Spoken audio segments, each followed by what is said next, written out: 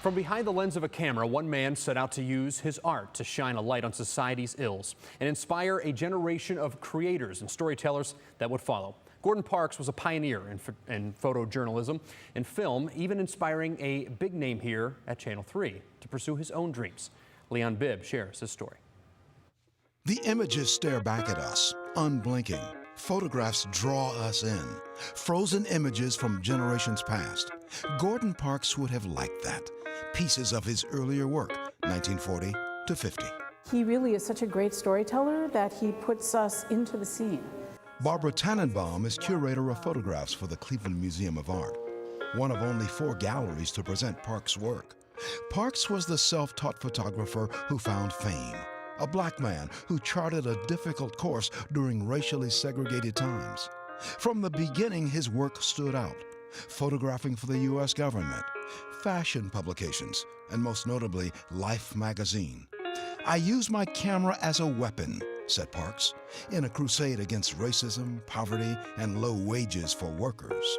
Those images really made strong and telling arguments for the importance of better housing, of better jobs. At the Cleveland Museum of Art, visitors look with reverence. Curator Barbara Tannenbaum chronicles the life, the times, and the artistry of Parks. He's playing with light and shadow. He's creating something very dramatic. Half her face is hidden in shadow, but we see her profile. Years later would come Parks's musical compositions, novels, poetry, and direction of Hollywood films. But in this exhibit, we see his earliest successes in conveying emotion using his camera's lens. He gives you a vision of his world through his eyes. The camera is just an extension of his eyes. For Life magazine, there was his series on a gang leader.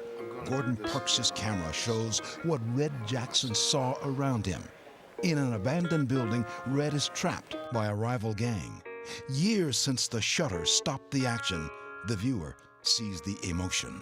We feel his tension, we feel his hand clenching up, we can see the tension in his face and shoulders, and we know that just like him, we are expecting something to happen. The 1942 federal government building cleaning woman, reminiscent of the famous painting American Gothic. In front of the American flag, holding tools of her trade, the woman's eyes speak to us. When I was a kid growing up in Cleveland, Life magazine came to our home every week. I would turn the pages of the magazine, marveling at the photographs, many of them by Gordon Parks himself.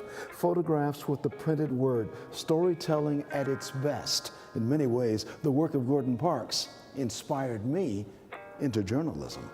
Parks began as a youngster with a pawn shop camera, who taught himself the art and skyrocketed into a stellar career. In 2006, Parks died at 93. But at the Cleveland Museum of Art, his images survive, still focusing our attention on them and on him. Leon Bibb, Channel 3 News.